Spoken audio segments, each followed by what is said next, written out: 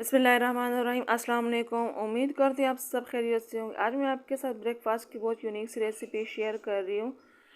आप जब इसको खाएंगे तो आपको भी पता नहीं चलेगा आप पिज़्ज़ा खा रहे हैं, शौरमा खा रहे हैं या पराठा ऑमलेट खा रहे हैं। बहुत मज़े की टेस्टी ये रेसिपी बनती है, तो आपने इसको ज़रूर ट्राई करना। तो चलिए शुरू करते हैं। बिस्मिल्लाहिर्रहमानिर्रहीम।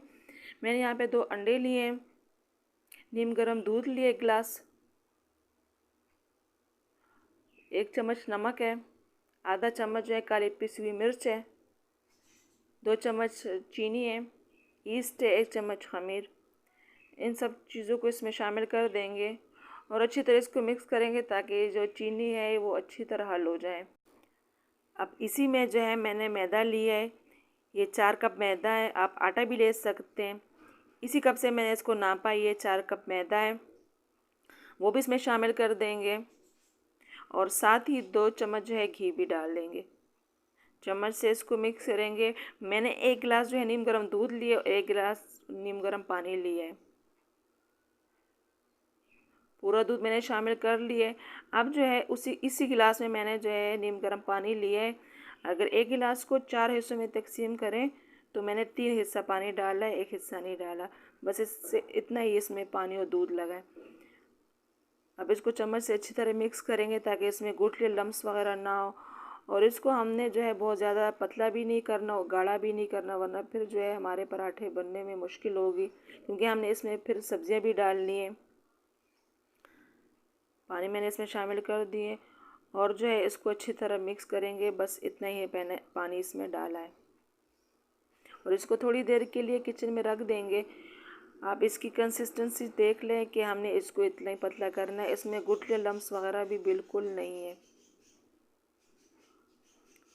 इसको थोड़ी देर के 10-15 मिनट के लिए किचन में रख देंगे किसी गर्म जगह पे। अब आप देख सकते हैं कि कैसे हमारा जो है खमीर एक्टिव हो चुका है और फूल चुका है। हमारा मैदा अपनी मिकदार से डबल हो चुका है। अब इसमें शामिल करनी है मैंने सब्जियां। यहाँ पे मैंने बंद गोभी ली है, बिल्कुल बारीक मैंने इसको काटा है। 1 कप बंद गोभी है, 1 कप खीरा है, इसको भी बारीक काटा है मैंने। उसका पानी मैंने निचोड़ लिया है। शिमला मिर्च लाल मैंने ली है, इसको भी बारीक काटा 1 कप ये है। और हरी मिर्चें हैं, ये आप अपने हिसाब से भी डाल सकते हैं। इन सब चीज़ों को इसमें मिक्स कर देंगे और आपने ख़ास ध्यान ये रखना है कि खमीर एक्टिव होने के बाद ही सारी चीज़ें हमने इसमें डालनी है। मोज़रेला चीज़ मैंने ली है, इसको बिल्कुल बारीक स्लाइसेस मैंने इसको काटा है, इसको कद्दूकस नहीं किया मैंने। ये भी इसमें शामिल कर देंगे। अगर आप नहीं डालना चाहें तो आप स्किप भी कर सकते हैं, लेकिन इससे जो है मज़ा इतना अच्छा आता है, टेस्ट इसका अच्छा होता है कि आपको महसूस ही नहीं हो कि आप क्या खा रहे हैं। बिल्कुल पिज़्ज़ा का जायका आता है जो कि बच्चों बड़ों सबको ही बहुत पसंद होता है। और आपने सब्ज़ियाँ जो है बिल्कुल बारीक काटनी है ताकि जो है पराठे बनने में कोई मुश्किल ना हो, वरना पराठे फिर टूटेंगे, सही तरह बनेंगे नहीं।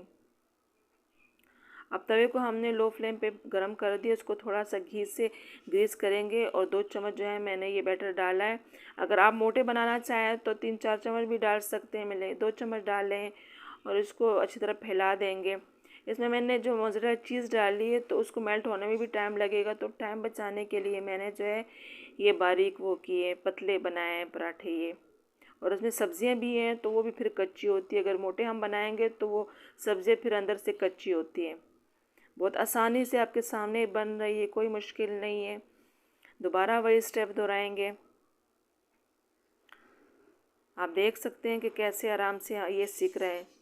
थोड़ा सा हमने तवे को ग्रीस किया है और 2 चम्मच हमने वो डाला है और सब्जियों को हमने पूरा सही तरह पूरे पराठे पे फैलाना है ताकि हमारी हर बाइट में जो है ये सब्जियां आएँ।